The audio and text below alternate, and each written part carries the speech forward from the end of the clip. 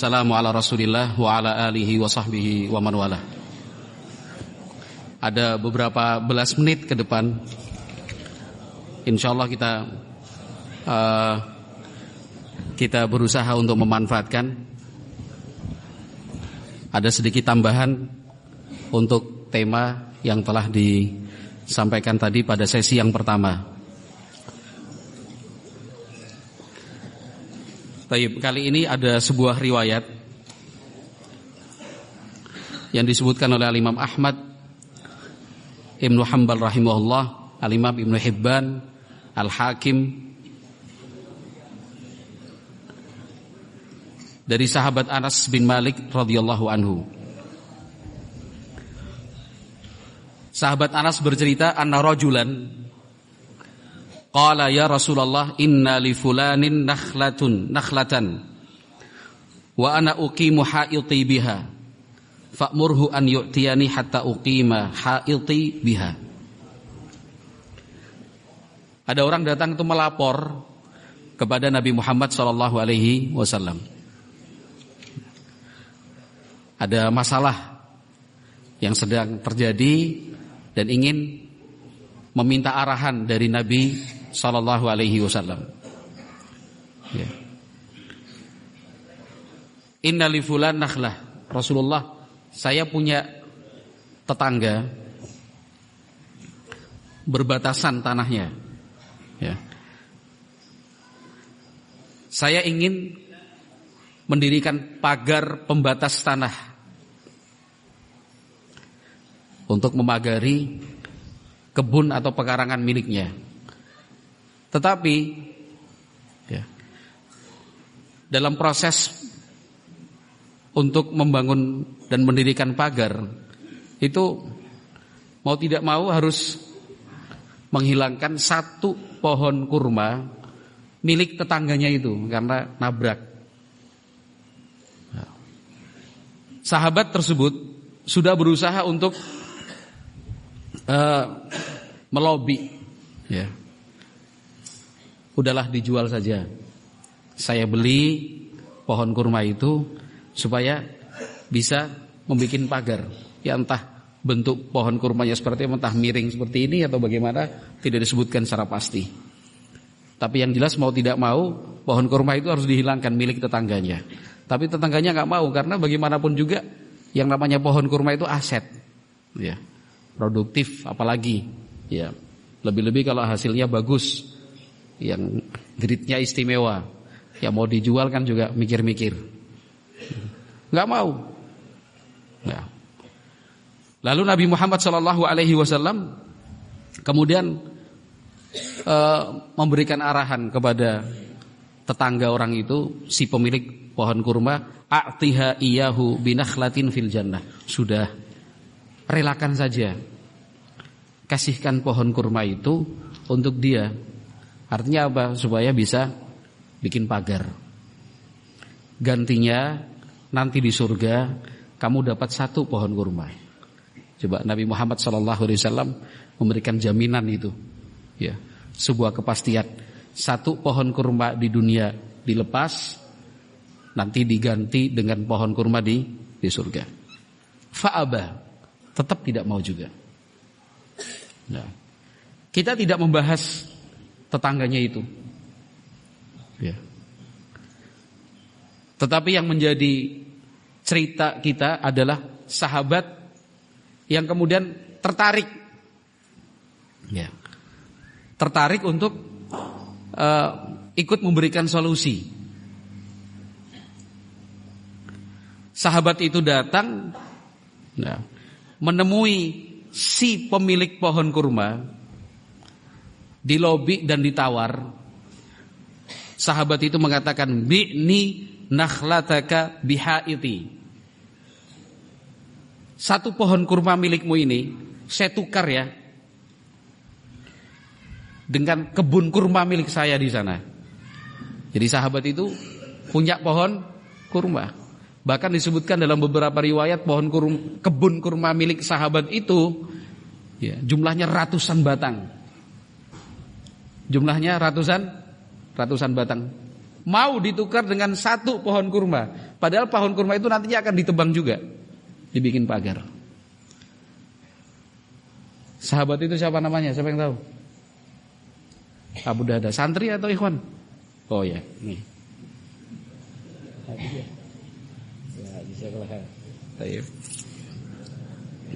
Hadiah lah. Ya, siapa yang nggak mau satu pohon kurmanya dipertahankan kok demi satu pohon kurma. Apalagi ini ditukar dengan ratusan batang pohon kurma yang juga produktif. Ya cul. Ya Pak Tirmizi ya. Jangankan 1 banding 600 batang pohon kurma, 1 banding 2 aja asal badi cul kok. ABC ya kan. Asal badi cul, siapa yang enggak mau ngecul nah? Langsung oh ya mau kasih. Gitu. Fa'ala, mau orang itu. Fa'atan Nabiy sallallahu alaihi wasallam faqala ya Rasulullah inni qad ibta'tu nakhlata bihaiti. Faqala faj'alha lahu faqad a'taitukaha. Jadi setelah deal disampaikanlah kepada Nabi Muhammad alaihi salatu wasallam, wahai Rasulullah, kata sahabat Abu Dahdah. Pertanyaan berikutnya, Abu Dahdah itu siapa namanya? Namanya itu kan kunyahnya. Siapa namanya? Ikhwan juga boleh menjawab loh. Siapa namanya? Abu Dahdah, siapa namanya? Itu bin Dahdah juga. Abu Dahdah titik-titik bin Dahdah. Siapa namanya? Ayo, siapa namanya? Kalau pemain timnas 16 tahu ini. Siapa namanya? Sama seperti namanya Al-Imam Abu Hanifah.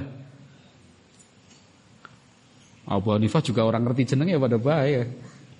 Siapa ikhwan yang tahu namanya Abu Hanifah siapa? Imam Syafi'i, Imam Malik. Oh, Imam Syafi'i enggak yang Abu Hanifah. Abu Hanifah. Ya sudah. Itu nama bapaknya Al-Imam Abu Hanifah. Taib. Abu Dahdah itu namanya Thabit bin Dahdah. Ya, Thabit bin Dahdah. Itu melapor kepada Nabi alaihi salatu wasallam, Rasulullah, itu pohon kurma milik orang itu sudah saya ganti. Saya tukar dengan kebun kurma milik saya itu. Semuanya. Kenapa? Karena ingin memperoleh dan mendapatkan janji dari Nabi Muhammad alaihi salatu wasallam dapat ganti satu pohon kurma di surga. Bayangin tuh 600 kurang lebih batang pohon kurma dilepas, yang penting ada jaminan ya dari Nabi Muhammad alaihi salatu wasallam diganti di surga. Kata Nabi alaihi salatu wasallam, kam min izkin radahin li Abi Dahdah fil jannah. Qalaha miraran. Nabi Muhammad alaihi salatu wasallam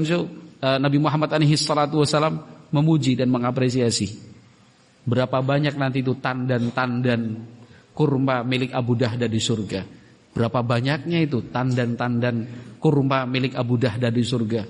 Berapa banyak itu, banyak banget itu nanti tandan-tandan kurma milik Abu Dahdah di surga. Ya. Artinya ini pohon kurma, terus ada apa kalau bahasa Indonesia atau bahasa Jawanya?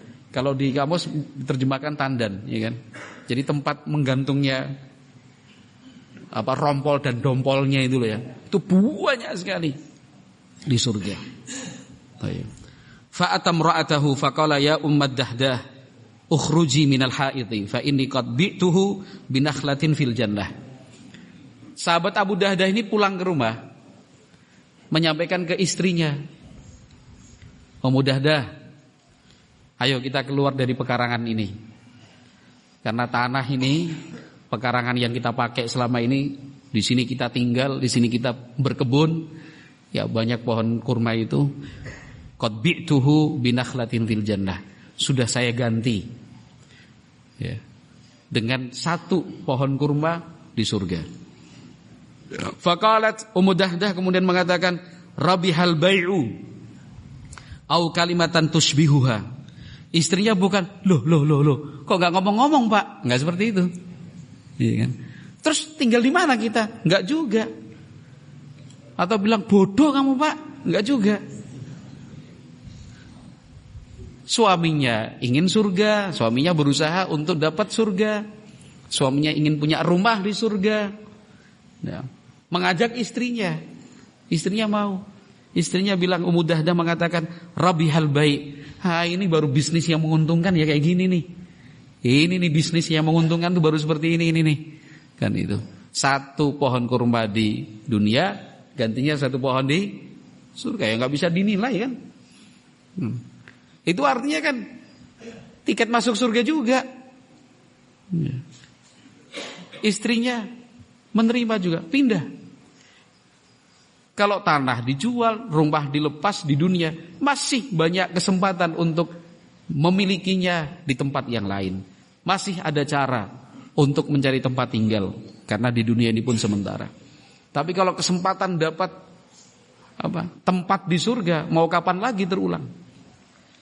Nah, di sini ikhwati fillah ma'asyiral muslimin rahimakumullah, lihat bagaimana orientasi para sahabat.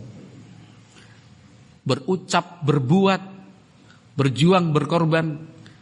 Yang menjadi tujuan adalah surga. Kan itu. Pokoknya kalau udah urusannya surga, yang lain-lain minggir dan menyingkir. Surga ini. Ikhwati fillah rahimakumullah, bagaimana juga pendidikan agama di tengah-tengah keluarga para sahabat. Imbang pendidikannya antara suami dan istri. Ya. Kalau imbang pendidikan dan pengetahuan agamanya, itu akan saling mendukung satu dengan yang lain. Gitu. Tapi kalau yang satu pemahamannya baik, yang satu masih kurang, tentu ada konflik. Pasti ada gesekan. Maka salah satu tugas dan kewajiban seorang suami adalah mengajari agama untuk istri. Kalau ternyata suami tidak mampu, maka suami yang memfasilitasi agar istrinya belajar agama. Bila tidak, ya jangan salahkan siapa-siapa. Jangan pula membebani istri untuk sesuatu yang belum dia ketahui, terutama tentang hak-hak suami. Ya dia nggak tahu, dia nggak belajar. Nah, di satu sisi seorang suami menuntut istrinya harus begini-begini, tugasmu begini, kewajibanmu demikian. Tapi istrinya nggak tahu, nggak dapat pembelajaran agama seperti itu. Wong di rumah terus. Nah, ya makanya kalau punya istri semangat untuk ngaji, semangat untuk thalabul ilmi, didukung, didorong. Nah, untuk mewujudkan itu bila perlu ada kompromi-kompromi yang dilakukan. Mulai dari misal hanya contoh aja. Kamu mau ikut taklim, rutin, aktif, silahkan, saya izinkan. Yang penting urusan rumah sudah selesai, anak-anak tidak terbengkalai. Begitu. Atau kompromi, karena itu kebutuhannya bukan cuma untuk kebutuhan istri, tapi kebutuhan bersama. Istri yang baik, suami yang akan merasakan manfaatnya. Istri yang salehah, suami juga yang akhirnya nanti bahagia. Ya. Sudah kamu belajar baik, nanti saya bantu urusan rumah. Itu juga termasuk bagian dari kompromi. Itu termasuk kewajiban suami loh. Ta'lim ad-din, mengajarkan agama untuk istrinya. Nah, atau pada contoh sebaliknya, tidak jarang istri yang lebih semangat, bahkan lebih dulu punya kesadaran untuk belajar agama. Suaminya masih awam. Bahkan sempat kaget juga suami melihat perubahan pada istri. Udah nggak mau bertabaruj, keluar ke sana kemari dandan bersolek di luar rumah maksudnya. Nggak mau kumpul-kumpul yang di situ campur baur laki-laki dan perempuan. Ya sudah, seorang istri tetap berusaha mengajak suami untuk baik. Mengajak itu kan tidak selalu dalam bentuk ucapan, tidak harus berkata-kata. Mengajak itu yang terbaik justru dengan sikap nyata. Ya, memang betul kalau di luar rumah nggak mau gabung lagi sama ibu-ibu yang lain yang ngobrol tiap sore ngerumpi. Ya, mandi, sampoan terus nanti duduk di pinggir jalan. Nggak mau lagi. Tapi kalau di rumah setelah ngaji tampil lebih cantik lagi dibandingkan sebelumnya. Lebih sabar melayani, lebih lemah lembut dalam berbicara, semakin sopan di dalam berkata-kata dan berkomunikasi. Ya. Oh ya, semakin baiklah dalam melayani suami. Itu cara yang terbaik. Gitu. Sahabat Abu Dahdah dan istrinya Ummu Dahdah itu termasuk contoh dan teladan buat kita. Keluarga yang sama-sama berkeinginan untuk mendapatkan surga. Tidak hanya bisa bersatu dan bersama di dunia, tapi juga berharap nanti berkelanjutan sampai di akhirat sana. Gitu. Makanya mudah saja.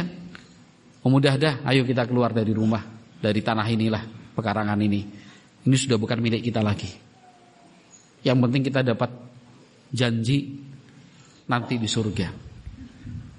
Nah, ikhwati fillah rahimani wa rahimakumullah. Maka mereka para sahabat itu tidak merasakan berat sama sekali dan juga tidak merasa kehilangan, sebab mereka yakin bahwa apa yang mereka berikan itulah hakikatnya milik mereka, bukan hilang, bukan berkurang, tapi justru bertambah dan disimpan sebagai tabungan di akhirat nanti. Nah, semakin banyak memberi, semakin sering membantu, maka semakin banyak tabungannya di akhirat, tambah terus. Nah. Apalagi kalau betul-betul memahami seperti apa nanti ngeri dan dahsyatnya hari kiamat, itu akan semakin semangat lagi. Nabi Muhammad SAW bersabda, kullu mri'in fi dhilli sadaqatihi hatta yufsala bainan nas. Ya. Kullu mri'in fi dhilli sadaqatihi hatta yufsala bainan nas. Artinya setiap orang pada hari kiamat nanti akan berteduh di bawah bayang-bayang sedekah yang dia berikan saat hidup di dunia. Hatta yufsala bainan nas. Sampai penghakiman manusia itu selesai. Butuh waktu yang panjang itu. Hari kiamat di padang mahsyar itu. Tiap-tiap orang kan harus menjalani peradilan dan pengadilan. Ada penghakiman di sana. Yang lain kan menunggu gilirannya, menunggu panggilan. Saat-saat menunggu dan menanti itu mau di mana? Padahal matahari didekatkan, panasnya luar biasa, panjang lagi waktunya. Kita saja nggak tahan dari sini sampai sana jalan kaki. Pengennya naik mobil, pengennya pakai payung, atau nunggu nanti sore. Ya kan? Kalau udah kerja bakti, mulai jam 9 udah pada minggir semua. Ya kan? Carinya di tempat-tempat yang iup, gitu. Jadi yang pengerjaan daerah sana langsung sepi, sana ramai terus dekat. Iya, itu di dunia. Berusaha sebisanya untuk dapat tempat berteduh, ngiyup lah. Iya, di saat panas yang terik dan menyengat itu. Dan nanti di padang mahsyar itu berapa ribu tahun? Itu bukan sehari dua hari, beribu-ribu tahun. Masa penantian itu, hatta yufsala bainan nas. Di mana berteduh? Tidak ada tempat berteduh, tidak ada naungan kecuali naungan Allah Subhanahu wa taala. Nah, salah satu cara yang bisa dilakukan dan ditempuh supaya ada tempat berteduh itu apa? Ya banyak-banyak sedekah. Ya semakin banyak, naungannya semakin besar. Semakin banyak, semakin bisa dia merasakan sejuk di sana. Di bawah naungan itu. Dengan apa? Dengan sedekah. Kullu mri'in fi dhilli sadaqatihi hatta yufsala bainan nas. Riwayat Imam Ahmad dari sahabat Uqbah bin Amir disahihkan oleh Syekh Al-Albani rahimahullah dalam kitab Sahihul Jami'. Nah, seorang perawi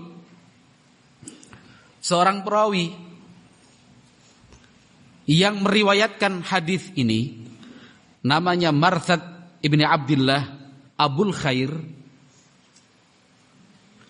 Abul Khair itu apa artinya, Pak? Abul Khair itu apa artinya? Ngacung lah. Abul Khair itu apa namanya? Apa artinya? Enggak, Pak. Siapa yang bisa jawab? Abul Khair. Apa? Ini hadiah. Nah, udah enak banget ini. Terjemah makna Al-Quran bahasa Indonesia. Katanya disuruh tanda tangan saya, tak kasih tanda tangan udah. Ini tanda tangan tok. Membaca Al-Quran adalah obat terbaik mengusir galau. Udah. Saya lagi galau. Apa tadi Abul Khair? Mbok salah tak tarik balik. Barakallahu fiik. Jangan sebut nama pokoknya. Baik. Marthad ibn Abdillah Abul Khair itu termasuk yang menjadi perawi di dalam sanad hadis ini. La yukhti'uhu yaumun. Nah. La yukhti'uhu yaumun illa bisadaqati illa tasaddaqa fihi bisyai'in. Tiap hari setelah mendengar hadis ini dan juga menyampaikan, ya wong beliau perawi, sejak saat itu sampai meninggal dunia, tiap hari pasti sedekah. Tiap hari itu, mau Senin, Selasa, Rebo, Kamis, Jumat, Sabtu, Ahad. Mau wakil, legi, paing, kliwon, pon sama, ya. Sama. Mau Ramadan, di luar Ramadan, pas puasa, tidak puasa, tiap hari. Pokoknya sedekah. Tiap hari sedekah. Walau ka'kah, walau basalah. Walaupun sedekah yang dia berikan itu hanya sepotong roti atau satu siung bawang. Sing penting sedekah. Ya, ASC, asal sedekah cul. Gitu aja sudah. Oh ya, tiap hari mikir apa yang bisa saya sedekahkan ini? Ya, nggak punya apa-apa, adanya hanya satu siung bawang. Adanya cuma satu butir anggur, satu butir jeruk misalnya. Kasih semuanya. Nih, kasih. Tiap hari sedekah. Kenapa? Berharap, termasuk yang disebut oleh Nabi alaihi salatu wassalam, kullu mri'in fi dhilli sadaqatihi hatta yufsala bainan nas. Nah, semangatnya Rasulullah sallallahu alaihi wasallam itu memang yang terdepan dalam hal ini. Al-Imamul Bukhari dan Al-Imam Muslim meriwayatkan dari sahabat Abu Hurairah radhiyallahu anhu, Al-Bukhari 2389, Muslim 991. Kata Nabi alaihi salatu wasalam, "Lau kana li mithlu Uhudin dhahaban, ma yasurruni an la yamurra alayya thalathun wa indi minhu syai'un illa syai'un arsuduhu lidainin." Dari sahabat siapa tadi? Mas? Sahabat siapa? Sahabat siapa? Abu Hurairah. Sini hadiah nih. Nah. Ya di sela-sela taklim lah. Ada yang titip hadiah ini. Jazakallahu khair. Jangan sebut nama. Nah. Baik, Nabi Muhammad alaihi salatu wasallam menyatakan, seandainya saya punya emas seperti gunung Uhud banyaknya, bukan 1 gram 2 gram, bukan 1 batang 2 batang, bukan 1 kotak 2 kotak, tapi emas itu ditumpuk kayak gunung Uhud itu loh, kayak gunung Uhud. Kata Nabi alaihi salatu wasallam, ma yasurruni, saya tidak akan merasa lega, saya belum lega, belum plong. 3 hari berlalu, lalu masih ada yang tersisa. Pokoknya dalam waktu 3 hari habis untuk dibagi-bagikan sebagai infak, sedekah dan lain-lainnya. Yang penting untuk fi sabilillah. Illa syai'un arsuduhu lidainin. Kalaupun mesti disisakan itu untuk bayar utang. Ya kan? Itu semangatnya Nabi sallallahu alaihi wasallam. Terus Apakah Nabi hanya mengatakan saja? Jawabannya tidak. Nabi Muhammad itu juga mempraktekkan. Ya. Beliau kan bilang, ayo minta apa? Ini minta apa? Sudah nggak ada lagi habis. Memang habis-habisan Nabi alaihi salatu wassalam itu. Ya. Yang jelas yang namanya harta ketika dikeluarkan itu bukan membuatnya berkurang. Dalam hadis Muslim Nabi Muhammad mengatakan mana qasad shadaqatun min mal. Yang namanya sedekah itu tidak akan mengurangi harta. Tidak ada cerita orang dermawan jatuh miskin. Enggak ada. Enggak ada kisah orang suka berbagi, orang suka memberi, kemudian hidupnya susah dan sengsara. Ya kan? Orangnya ya. Ya. Enggak ada. Pasti mereka yang senang bersedekah, senang berinfak, itu hidupnya pasti senang, tenang. Dan itu ternyata bukan hanya berlaku untuk orang muslim saja kan. Bahkan orang kafir pun untuk sedekah, kalau dia melakukannya juga akan diberi balasan yang baik dalam hidupnya di dunia. Orang kafir. Ibnul Qayyim rahimahullah mengatakan fa inna lisadaqati ta'tsiran ajiban fi daf'i anwa'il bala'i walau kanat min fajirin aw min zalimin bal min kafirin. Ibnul Qayyim dalam Al-Wabilus Sayyib mengatakan sungguh sedekah itu punya efek yang luar biasa, menakjubkan sekali. Menolak bala, terhindar dari musibah. Walaupun yang bersedekah itu orang jahat, meskipun yang sedekah itu zalim, bahkan bal min kafirin, bahkan sekalipun orang kafir, bahkan sekalipun orang kafir. Nah, orang yang berbuat dosa, banyak dosanya, memberi minum seekor anjing, dosanya diampuni, dimasukkan ke dalam surga. Itu memberi minum seekor anjing. Apalagi kalau yang dia bantu, yang dia tolong, yang dia sumbang, yang dia ringankan bebannya adalah saudaranya sesama orang beriman. Ya. Apalagi sesuatu yang manfaatnya berjalan dan mengalir. Bayangkan ngasih minum anjing yang sedang kehausan saja, orang yang berdosa dosanya diampuni, dimasukkan ke dalam surga. Kan begitu hadisnya Nabi alaihi salatu wasallam menceritakan. Jadi tidak berkecil hatilah, besar harapanlah. Ya, besar harapan agar kita mendapatkan tempat yang terbaik dan terindah ya, nanti di akhirat, di mahsyar, di surga ya. Tapi harus ada cara yang ditempuh, mesti ada langkah yang harus dilalui. Nah, cara berpikir seperti ini memang harus ditanamkan, kemudian dibentuk dan dibiasakan sehingga menjadi sesuatu yang mudah. Seperti yang dilakukan oleh Abul Khair. Ikhwan, Abul Khair tadi siapa namanya? Boleh lihat catatan? Namanya. Itu Abul Khair kan artinya, namanya. Tadi sempat saya sebut itu. Yang nyatet siapa? Ikhwan. Lumayan loh ada Al-Quran terjemah ini. Silakan. Tapi nggak apa-apa Mas. Mas antum maju dapat hadiah juga. Saya hargai semangat dan keberanian antum untuk angkat tangan. Ini titipan dari panitia kok. Waalaikumsalam. Biar nggak jadi beban juga sama saya. Wong emas Gunung Uhud aja jangan sampai 3 hari tersisa kok, apalagi Al-Quran titipan hadiah lagi, kalau bisa dan selesai rampungan gitu ya.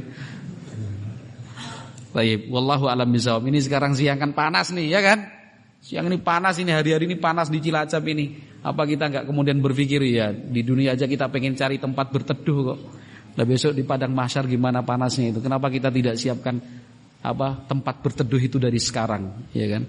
Dan tempat berteduh itu nanti fi dhilli shadaqatihi, di bawah naungan sedekah yang dia berikan. Wallahu a'lam bishawab. Yang kita jawab yang sesuai materi aja ya. Di luar materi enggak siap saya. Ah ini nggak apa-apa ini, penting ini. Pak mau tanya rumahnya dukun fulan sebelah mana ya? Ada orang tanya, Ana tahu rumah dukun itu karena dekat rumahnya dengan Ana. Saya jawab berarti sama aja dengan kemungkaran. Saya jawab nggak tahu padahal saya tahu, dilema. Nggak usah dilema, kenapa bingung?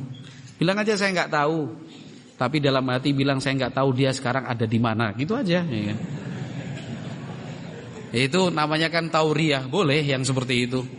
Ya kan, itu kalau udah paling mepet kan jawabannya begitu. Kalau mau lebih bagus lagi ngapain datang ke dukun Pak? Gitu. Sakit apa?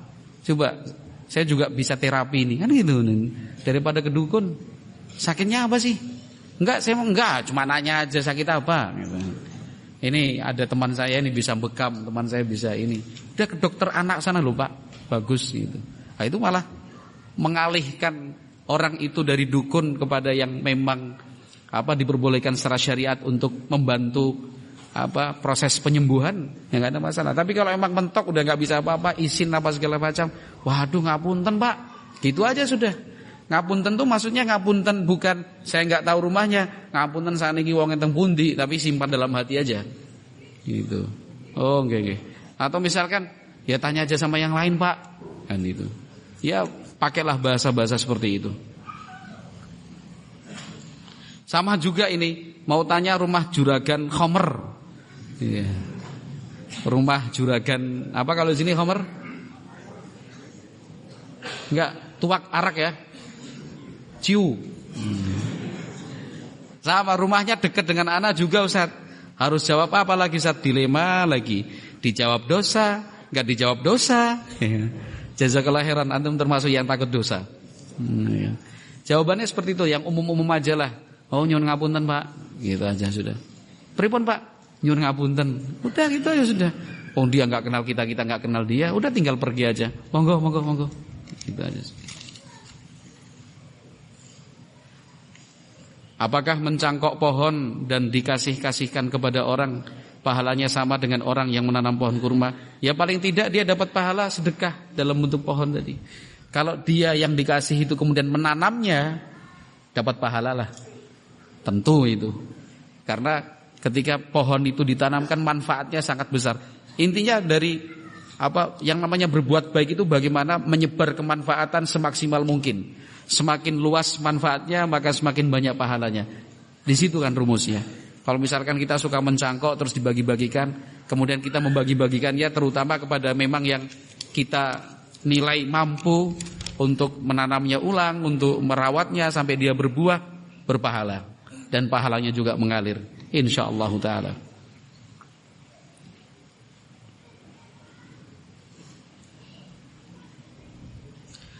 Apabila ada seseorang yang memiliki sedikit ilmu seperti baca tulis Al-Qur'an misalnya, kemudian dia diminta untuk mengajari anak tetangganya atau orang lain yang jauh dari rumahnya, semacam les atau privat, kemudian dia diberi upah atas aktivitas mengajarnya, les privat itu, maka apakah dia boleh mengambil upah itu? Dan bagaimana agar tidak menodai niat untuk mendapatkan amal saleh? Diambil upahnya kalau misalkan dikasih. Karena Nabi Muhammad kan juga sudah memberikan batasan. Kalau harta ini datang kepadamu wahai Umar, ya, tanpa engkau berharap, tanpa engkau meminta-minta, tanpa engkau bergantung, ambil. Dan itu, ambil. Terus bagaimana menjaga niat? Ya menjaga niatnya memang terus diperiksa dan dikoreksi dari awal. Ini niat saya apa sih? Niat saya apa sih? Niat saya apa sih? Ini ikhlas. Artinya ketika tidak dikasih, bukan kemudian sakit hati, oh udah besok libur ya. Ya. Atau misalkan dipelajari ini ngasihnya tiap tanggal 6. Terus akhirnya pas sekarang tanggal tua, ya paling beberapa hari ada pemasukan nih, misalkan. Enggak usah yang seperti itu. Karena tetap diajarkan. Ini kan contoh kasusnya diminta. Ya, diminta. Beda lagi kalau misalkan dia yang membuka program ini segala, itu lain cerita. Tapi yang saya jawab di sini adalah pertanyaan dengan contoh kasus. Orang punya kemampuan baca Al-Quran, terus dimintain tolong tetangganya, anak saya mau diajarin Al-Quran. Oh ya gak apa-apa, sini saya ajarin. Ketika sudah berjalan sudah 2 bulan, tetangganya kok ngasih hadiah, ngasih uang, ngasih makanan, ngasih bingkisan, ngasih parcel, diterima. Karena sejak awal bukan itu tujuannya. Sejak awal tujuan dia adalah untuk membantu tetangganya mengajarkan Al-Quran buat anaknya. Alhamdulillah itu bagian dari dakwah juga. Seterusnya dikoreksi niat. Ya, jangan sampai kemudian salah arah. Bagaimana hukumnya orang yang bersedekah dari harta yang masih belum diketahui halal haramnya, syubhat maksudnya. Ya, bersedekah itu pastikan yang diberikan betul-betul thayyib. Innallaha thayyib wa la yaqbalu illa thayyiban. Sesungguhnya Allah adalah zat yang maha baik dan Allah itu tidak menerima kecuali yang baik-baik saja. Nah, jadi apa yang disedekahkan, apa yang diinfakkan, apa yang dihibah dan diwakafkan, pastikan itu halal, pastikan ya, tidak mengandung unsur-unsur keharaman, pastikan. Kan itu. Bagaimana hukumnya jika terbukti harta itu haram? Apakah seorang tersebut mendapatkan dosa jariyah? Ya, ketika dia memberikan itu dalam posisi tahu apa enggak? Dia ngerti ataukah tidak? Kalau ternyata dia tidak faham hukumnya, dia enggak tahu kalau itu ternyata haram, istighfar kepada Allah Azza wa Jalla. Ya kan? Allah akan mengampuni kesalahan-kesalahan yang sudah lewat dan berlalu itu.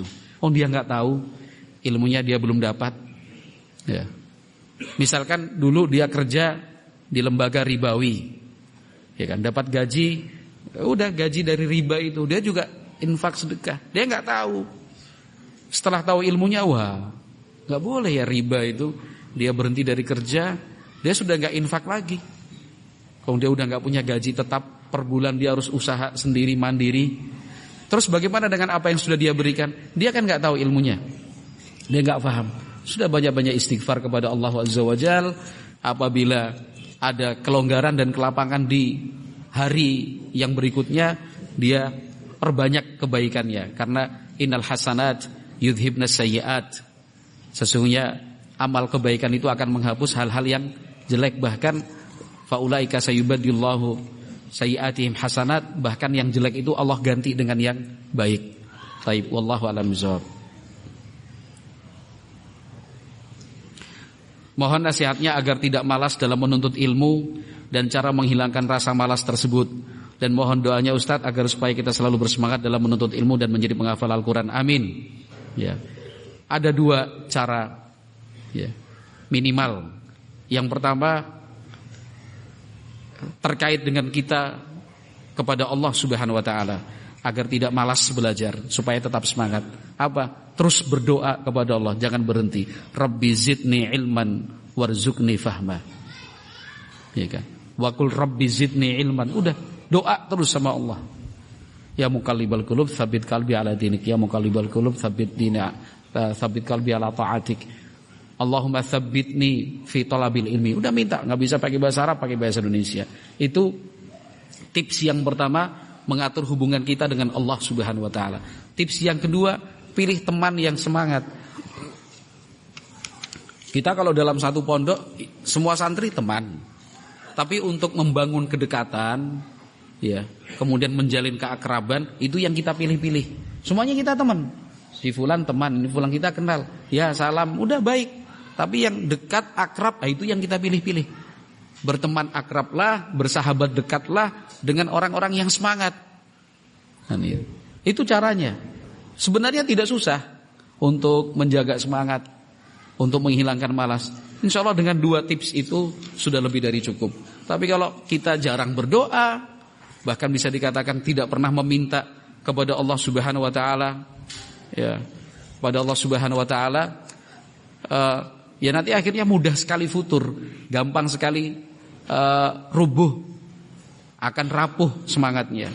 Sama halnya kalau teman kita asal-asalan, yang gak semangat kita dekat, ya, kemudian yang gak serius kita akrab, ya udah kita akan ke bawah. Kita akan ke bawah karena arus negatifnya itu lebih nyokot daripada arus positif. Jadi pilih teman yang semangat dan banyak-banyak berdoa kepada Allah. Apakah setiap amal saleh yang dilakukan anak bisa menjadi amal jariah buat orang tua yang sudah meninggal? Iya. Syekh Al-Albani rahimallahu taala punya fatwa dalam hal ini dan beliau menegaskan, iya, kebaikan apapun yang dilakukan anak, maka itu juga untuk orang tuanya. Karena anak adalah hasil dari orang tua, amalannya juga.